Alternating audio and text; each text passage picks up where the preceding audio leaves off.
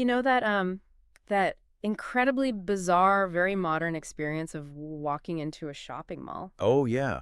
Or like an office building in the dead of summer. Right, and the air conditioning is blasted so aggressively low that you actually have to put on a sweater. Yes. Just think about that for a second. You are shivering inside, insulated in this completely artificial freezing bubble. While the planet outside is quite literally baking under record heat waves. Exactly. It's a completely absurd scenario when you step back and look at the mechanics of it. It really is. I mean, we are burning massive amounts of fossil fuels just to make ourselves uncomfortably cold. Just to escape the heat that those exact fossil fuels are helping to trap in our atmosphere. Yeah, it's a wild paradox. It is, and it's this tiny, everyday paradox that perfectly captures the massive, sprawling mess of how we interact with our environment today. Which is exactly what we're getting into today. Right. And that brings us to the focus of today's deep dive.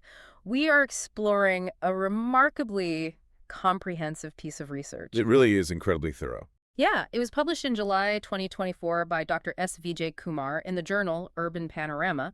It's titled Sustainable Development and Environment in India.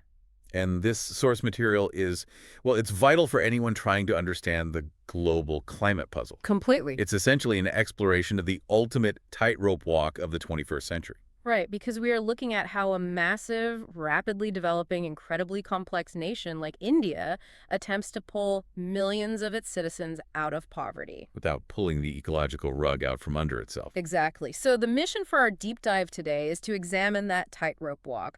We want to understand the terrifying feedback loop of poverty and environmental collapse. And the macro level tech fixes. Right. And importantly, what the rest of the world can learn from the unique, historically rooted cultural solutions this research brings to the table. Okay, let's unpack this. So to really understand India's specific challenges, we first have to take a step back. We need to redefine what sustainable development actually means. Because the truth is, the way global efforts have historically defined it is a big part of why those efforts so often fail. Precisely. I mean, we have to go back to 1987 to a landmark moment, which was the Brundtland Commission. Right. They put forward a definition that, it sounds fantastic on paper. Oh, it's highly quotable. Yeah. They defined sustainable development as meeting the needs of the present generation without compromising the needs of future generations. It's imperfect. It does, and from that, the world largely adopted the framework of the three pillars of sustainability. You have the economic pillar, the social pillar, and the environmental pillar. And the idea was always that development needs to balance all three equally to be truly sustainable. Right. But there is a massive flaw in how this is executed in reality. Because they aren't actually treated equally? Not at all. When you look at how international economic groups like the OECD or the World Trade Organization operate, they focus incredibly heavily on the economic pillar. So when push comes to shove, the environment loses. Exactly. Okay. A prime example of this was the 2008 Great Recession. When budgets run huge deficits and the global economy takes a massive hit, what is the very first thing to go? Environmental laws. Environmental laws get postponed, carbon reduction targets get delayed, and investments in green tech get slashed. Because the mindset is, we can't afford to worry about the environment right now. We have to save the economy. Right. And if we connect this to the bigger picture, the fundamental error is viewing these three pillars as standing side by side. Like they're equal weights on a scale. Exactly. It treats them as separate, independent entities that you can just weigh against each other.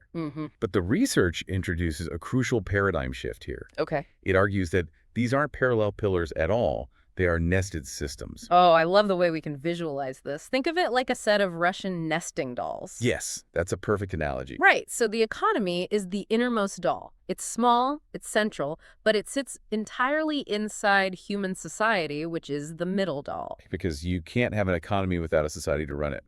Exactly. And human society sits entirely inside the environment, the biosphere, which is the massive outer doll. And the logic there is inescapable. The environment dictates the total carrying capacity of the entire system. It sets the physical limits. Right. It sets the absolute limits of what is possible for the inner dolls. And the thing is, you cannot negotiate with the outer doll. No, you really can't. If the outer doll shrinks because of resource depletion, or cracks because of climate change, or just breaks completely, the inner dolls are completely crushed. Our social welfare and our economic output are gone. Yeah, you can't have a thriving economy if the biosphere it relies on is collapsing. It's not a balancing act, it is a foundation. And nowhere is the fragility of that foundation more visible than in the ground reality of India today. Which the paper goes into great detail about. Right. When we recognize the environment as the non-negotiable foundation, the statistics from the ground become incredibly alarming. Yeah. We're talking about a densely populated nation striving for rapid economic growth, but facing severe foundational degradation. The numbers in the text are wild. Out of India's total geographical area of 329 million hectares, 175 million hectares are currently considered degraded. That is more than half the entire land mass. And when you degrade the soil to that extent, you immediately threaten agriculture. And Indian agriculture is already highly vulnerable to even the slightest shifts in climate. Yeah, the data cites India's most respected plant scientist, Professor M.S. Swaminathan. He provided a terrifying metric. He did. He estimates that just a 1 degree Celsius rise in temperature reduces the wheat growing season by a full week. And let's break down why that happens, because it isn't just about it being, a little warmer outside. Right, it's biological. Exactly. Wheat is incredibly sensitive to heat stress during its grain-filling stage. When temperatures spike even slightly, the plant's biology goes into survival mode. It panics. Basically, yeah. It accelerates its life cycle, ripening before the grains have fully developed or filled out. So that 1 degree literally shaves a week off the time the plant has to pack nutrients and mass into the food we actually eat. 1 degree equals 1 week less of growing time. For a country relying heavily on its agricultural output to feed over 1 billion people, that is a catastrophic loss of yield. It really is. Yeah. And the dominoes just keep falling from there. Let's talk about sea level rise. Oh, this part was grim. A mere 1 meter rise in sea level would displace over 7 million people in India. 7 million? Yeah, it threatens major urban economic centers like Mumbai and Kolkata. And it's not just about water swamping the streets, right? It's about saltwater intrusion. Exactly. It permanently poisons drinking water aquifers and renders coastal agricultural land completely barren. Which just compounds the food issue. Right. And simultaneously, you have the looming threat of glacier melt. Oh, the Himalayas. Over 500 million people rely on the catchments of the Ganges and Indus rivers. But beyond the 2030s, these vast regions may experience significantly diminishing summer water availability. Because the glaciers are basically nature's water towers, right? Yeah. Yes. Slowly releasing meltwater during the dry summer months. But they are retreating at an unprecedented rate. Once that glacial bank account is empty, the summer rivers just run dry. Oh, okay, wait. I mean, I'm genuinely struggling with this priority hierarchy, and I have to push back a little on how a country practically handles the sheer scale of this problem. Okay, go ahead. So what does this all mean?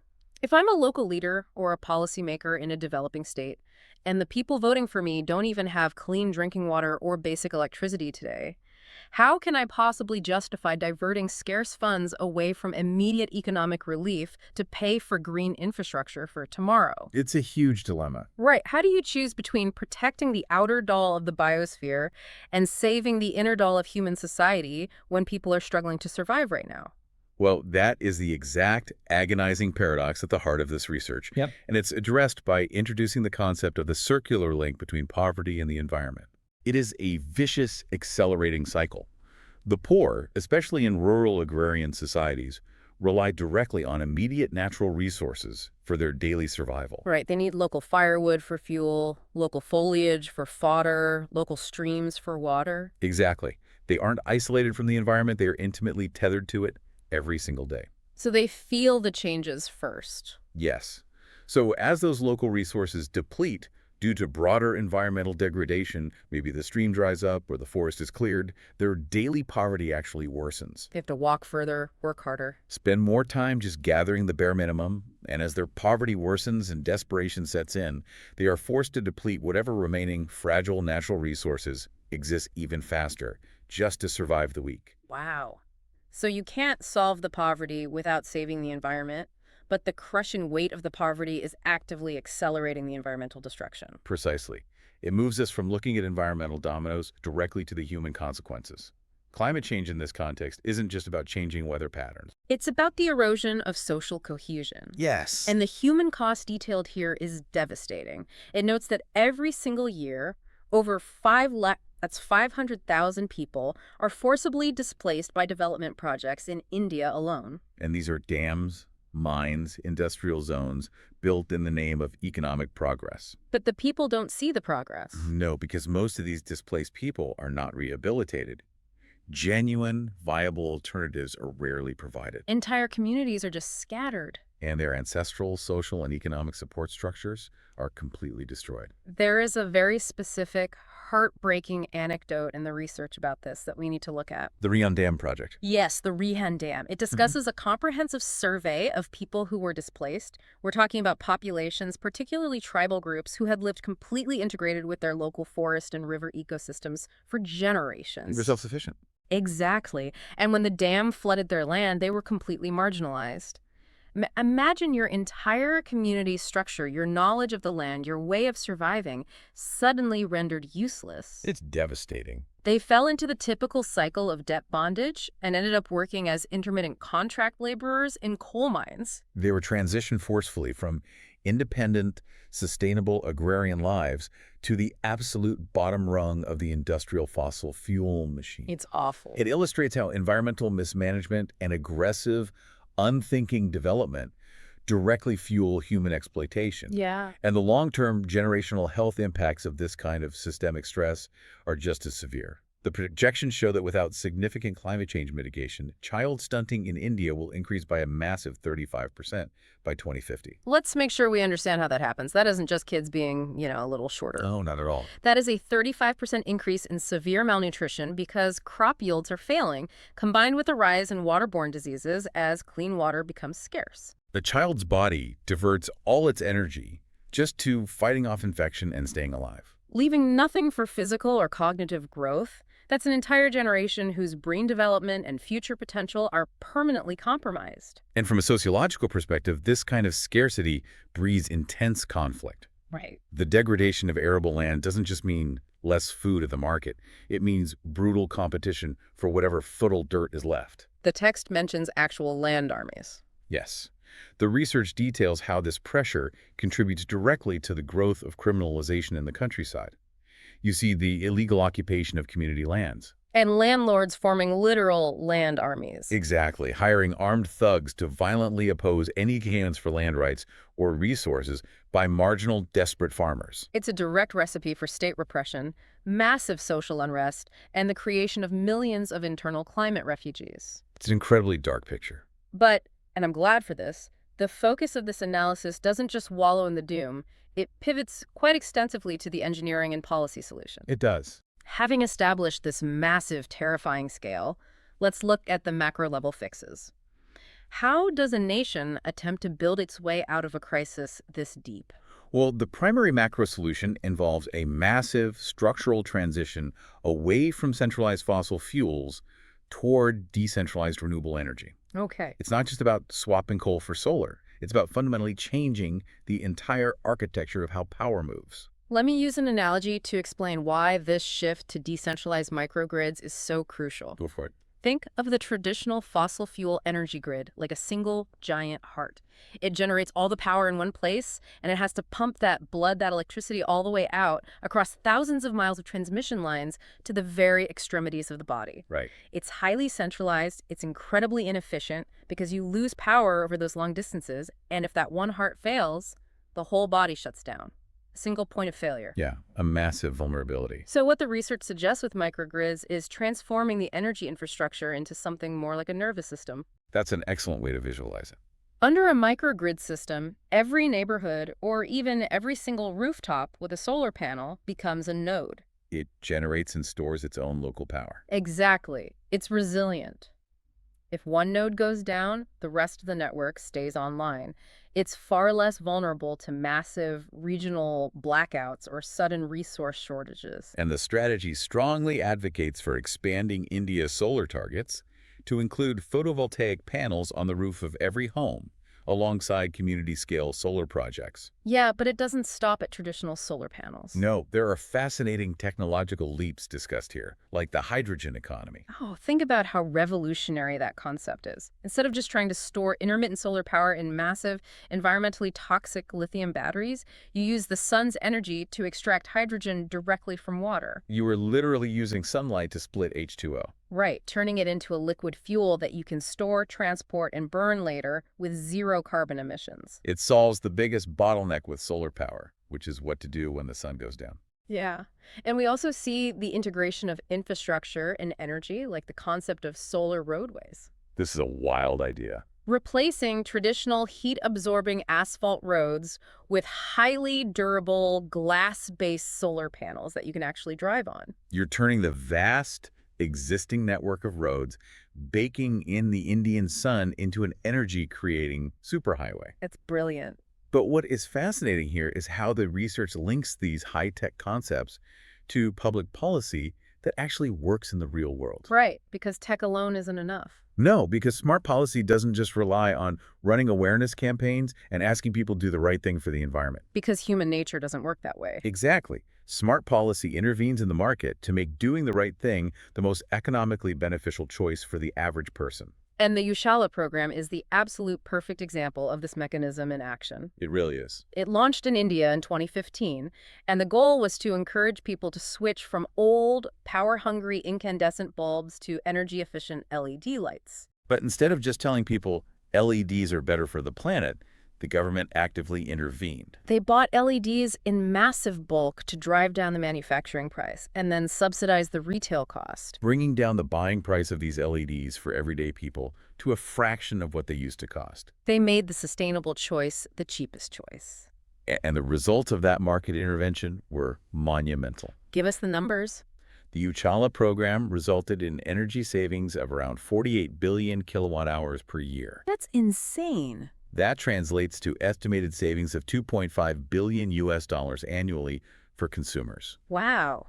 By intelligently altering the economic incentives up front, a simple everyday lifestyle change became a massive driver of national climate mitigation. But there is a catch with all this incredible tech and macro policy. Right. If we build solar highways and decentralized grids, but our global population keeps doubling its demand for cheap plastic goods and 247 air conditioning, we just eat up all those energy savings. Tech buys us time, but it doesn't change human appetite. No, it doesn't. We can distribute all the cheap LEDs in the world, but the final, and perhaps the most difficult solution requires a fundamental shift in human behavior at the individual level. We have to talk about the microfixes. The analysis emphasizes that no economic or industrial strategy will succeed long-term without the world's population changing its fundamental approach to consumption. Which brings us to a core policy concept mentioned in the text, life. Yes, which stands for lifestyle for environment. And this circles us right back to our intro, the air conditioning paradox. It does. The research points out the utter absurdity, as openly noted by the Prime Minister of India, of keeping public spaces artificially chilled to 17 or 18 degrees Celsius. To the point where people are shivering and need blankets indoors. Instead of a much more comfortable, sustainable 24 or 25 degrees, it's a default setting of pure, unthinking waste. It is the physical manifestation of overconsumption.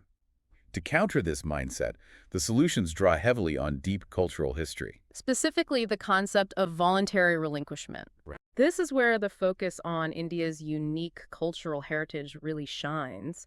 It talks about the historical ashram-based culture where individuals willingly and voluntarily give up material desires to advance towards societal and spiritual devotion. It's not about being forced into poverty. It's about finding value outside of accumulation. And the brilliant part is applying that ancient principle to modern large-scale policy.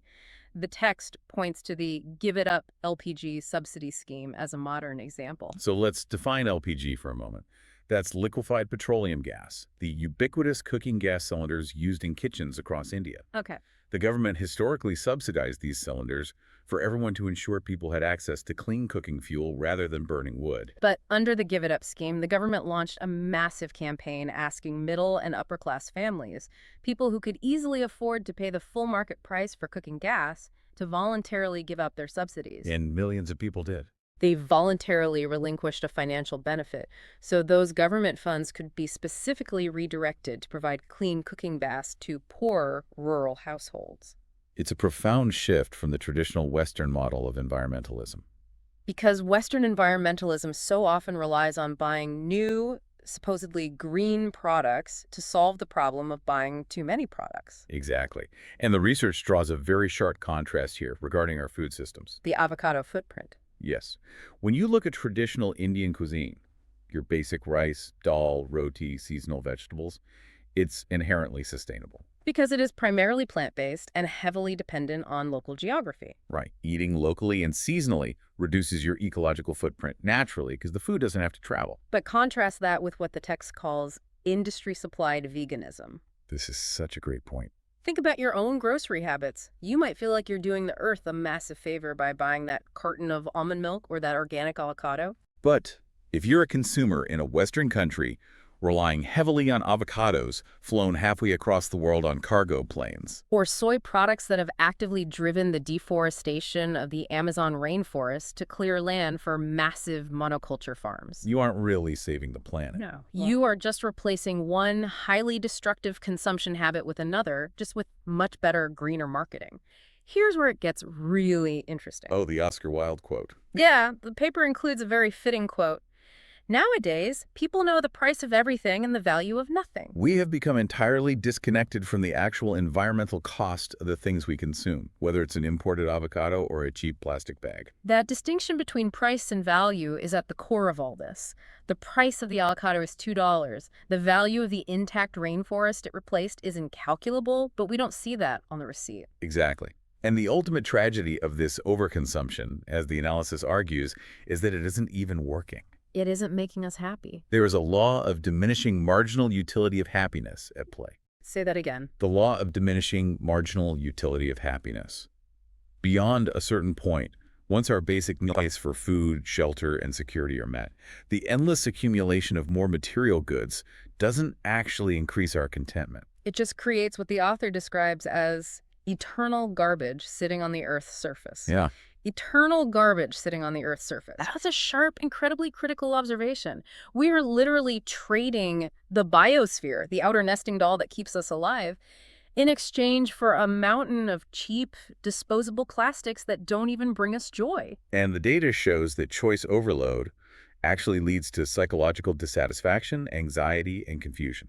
So it's actively harming us. Right. Therefore, the research suggests that spiritual renewal is not just some esoteric concept. It is actually a valid, necessary, and powerful climate strategy. By restoring a cultural sense of interdependence with the rest of creation, we can foster a culture of stewardship rather than extraction. It's about consciously moving from a mindset of disposability to one of mindfulness. So, bringing this all together, what a journey this exploration has taken us on. We covered a lot of ground. We started by redefining sustainability itself. It is not three equal pillars of economy, society, and environment that you can balance on a spreadsheet. It's a foundation. The environment is the outer nesting doll that holds human survival together. And we examined the terrifying feedback loop playing out on the ground where environmental collapse deepens daily poverty. And that same poverty accelerates environmental collapse, displacing hundreds of thousands of vulnerable people into industrial exploitation. And threatening the fundamental food and water security of millions. But we also explored a comprehensive roadmap out of the crisis, a roadmap that requires a massive macro-level shift. Building resilient, decentralized microgrids, engineering solar roadways, and designing smart market policies like the Ushala LED program. Making the green choice the cheap choice. Right. But crucially, that tech must be combined with profound, micro-level behavioral changes. Embracing concepts like life, utilizing the power of voluntary relinquishment, and eating locally rather than falling for industry-supplied, high-emission veganism. It demands that we integrate high-tech innovation with deep, historically rooted cultural wisdom. Because the reality is we cannot simply invent or innovate our way out of a crisis caused by endless consumption. Not without also addressing the underlying human desire to endlessly consume. Which brings us to a final thought for you to consider as we wrap up this deep dive. We've talked extensively today about the necessity of reducing our individual footprint, of turning up the thermostat, of looking at our grocery habits. And of voluntarily giving up the things we don't truly need. Right. But here is the lingering question. Fine. If we actually succeed in adopting voluntary relinquishment at a global scale, if billions of people simply stop buying things they don't strictly need, from fast fashion to the newest electronics, what happens to a global economic system that fundamentally requires endless consumer growth just to survive?